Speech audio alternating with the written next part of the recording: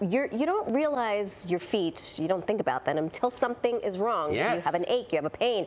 Common pains to the shoes we should not be wearing. We are here to tell you that you should start off the year on the right foot. Indeed. And joining us to help us do that is board-certified podiatrist, a.k.a. the high heel doc, Dr. Bobby Pourziaee. Hi, Doc. Nice to have you here. Thank you for having me. How are your feet? They're pretty good. Are they? Yeah. All right. Just Maybe we should do that. And when you meet somebody, you shouldn't be like, "Hi, how you doing? How's your day?" Be like, "Hey, Bobby, how's your feet?" How are your feet? That'd be a great way to go. All right, listen. Let's start this off. Like, what are people doing wrong, other than just taking foot health for granted? What are people doing wrong when it comes to their feet? The number one thing I would say people are doing wrong is ignoring foot pain. Foot pain is usually an indicator of something actually wrong with your feet. And by the time you start experiencing the pain, there's already some type of structural issue or inflammation that's occurring. And addressing this early can prevent long-term problems as well. I am shrinking in shame because I have been, for the past 49 and a half years, wearing shoes meant for women with 4 toes. Okay. And I really have technically 6 toes if you count the bunion. So the shoe of it, see, the booth is agreeing. The shoe really matters. Shoe absolutely matters. They're the foundation to your body. Proper shoes can keep your body aligned correctly, support your arch, can prevent any long-term issues as well. Poor shoes or shoes that don't fit properly can make you walk incorrectly, can cause structural imbalances, and can affect joints as well too. So shoes are very important. My wife these days will get ready to go out, and the last thing she'll put on are her heels, and she'll like look at them and be like, they're uncomfortable. They hurt her feet after so many years. How bad are heels? How are high heels for your feet? I keep trying to hide my feet in shame. So heels aren't necessarily bad. Okay? Really? So if you wear heels on occasion, it's absolutely fine to do that. It's when you have to wear heels every single day for many hours, that's where things can happen. So when you wear a heel, your body's weight is forward and all your stress is on the ball of the foot. Also, wearing heels for a long period of time can shorten the Achilles tendon. So these issues can become problematic down the line. There are exercises you can do.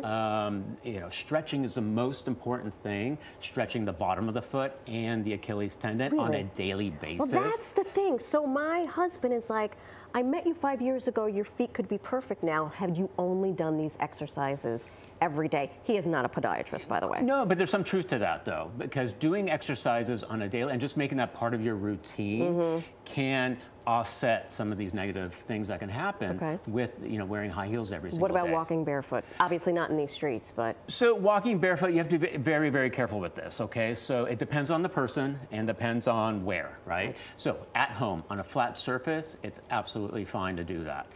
What actually happens when you walk barefoot, it strengthens the intrinsic muscles of the foot. There are these tiny little muscles within the foot that we don't really use, but only when you're barefoot, you actually strengthen them. So that helps with balance and so forth.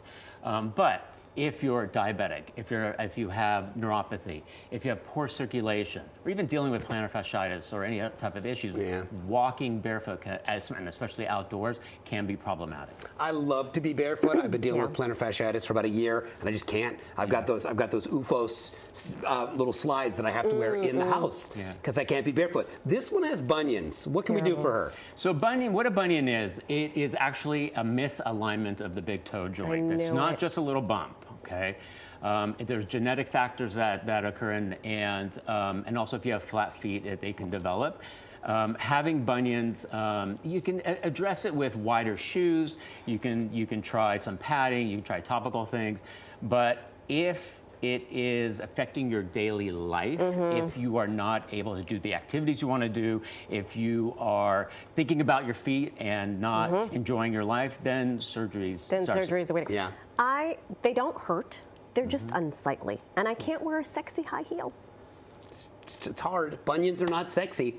I don't want to be absolutist. Okay, and what about a little help from me, my plantar fasciitis?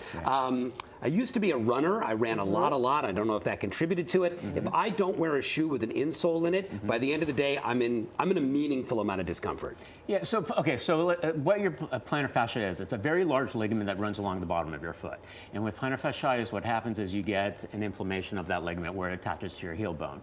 A lot of times these can be addressed with inserts, with stretching, icing, physical therapy, those type of things. And even, occasional cortisone shots, you can try to manage it that way.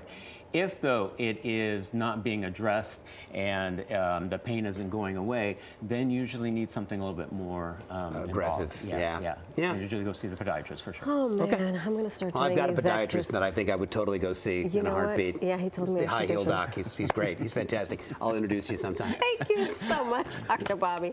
Thank you so great much. to speak to you. It's a nice way to start off 2026. It is. For more information on how you can take care of your feet properly, follow the High Heel Doc on Instagram.